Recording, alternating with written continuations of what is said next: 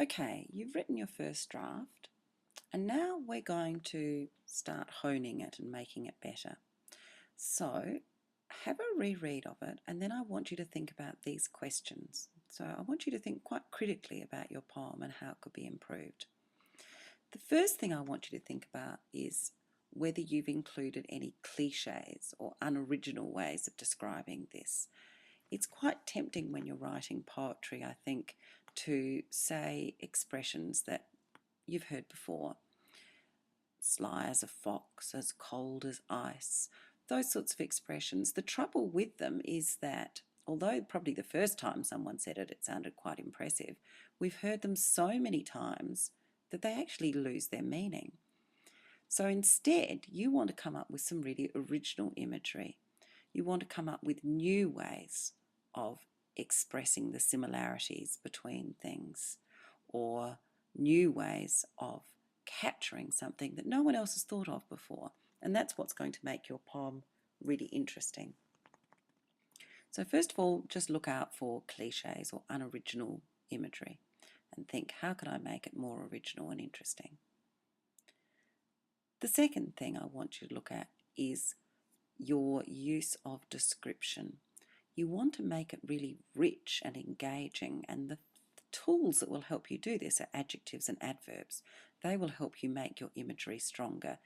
If your poem is very plain, then you might like to think of what some additional words I can add in here, some additional adjectives which describe your nouns, or adverbs which describe your verbs, which are going to make the whole image much stronger in the reader's mind.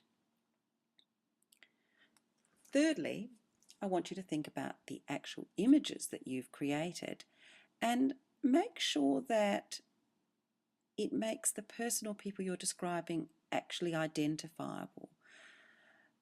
It's easy to write a poem where you are clear about what you're trying to say, but your poor reader can't work it out. A poem should not be a puzzle. A reader at the end of a poem should not be going, I just don't get it. If that's the case, then you failed as a poet. Certainly, you can have a poem which has lots of layers of meaning, and as we keep rereading the poem, we see more meaning and connections.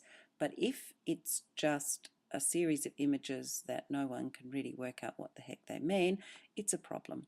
So your task, remember, is to have a go at describing a particular person or group of people, and you need to ensure that the images you've used clearly identify the person and their qualities.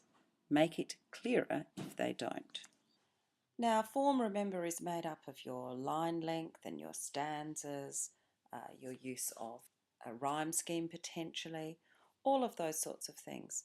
So have a look at your actual line length and the use of your stanzas and work out if they suit what you're actually trying to achieve.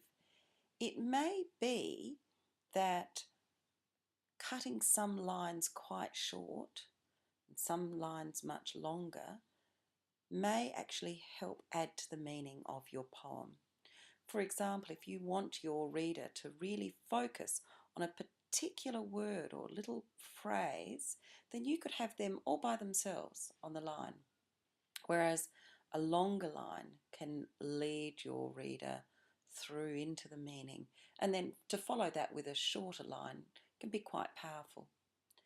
You could also think about, as you're looking at your line length, where enjambment might be useful. You need to look at your stanzas and think, are these stanzas in the right place? Should I add more? Should I group it in different ways? So remember, stanzas are like the paragraphs of a poem, and you want the stanza to help contain the idea. You might be developing your idea through your poem, and so each stanza could develop a new different part of your idea or ideas. Next, have a look at your actual poetic techniques that you've exploited in the poem. Often, poets will use poetic techniques without even thinking about it particularly. They write their first draft and then they suddenly notice, oh look, I've used some alliteration here. That's interesting how that word's quite onomatopoeic. I like the way I've got a rhyme there. Maybe I could do something with this. So have a look at the poetic techniques you've actually used and then think, how could you develop some of them further? Because language developed in many ways, it evolved through words sounding like their meaning, it's not surprising that so many words are onomatopoeic.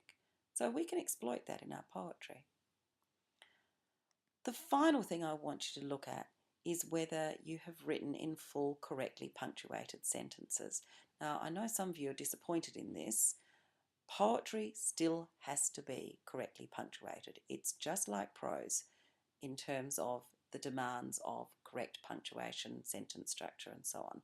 The only difference is that a poem will often start new lines halfway through a sentence. What that means is you are going to have to check your poem. You're going to have to proofread carefully. You're going to have to do all of those things that matter in prose as well. In the old days, poets tended to start every line with a capital letter, even if it was in the middle of the sentence. Nowadays, most contemporary poets would start a new line with a capital only if it's the beginning of a new sentence. Your computer, every time you press return, will start the next line with a capital letter, and it will probably annoy you because it'll also mention that it's a fragment, it's not a proper sentence.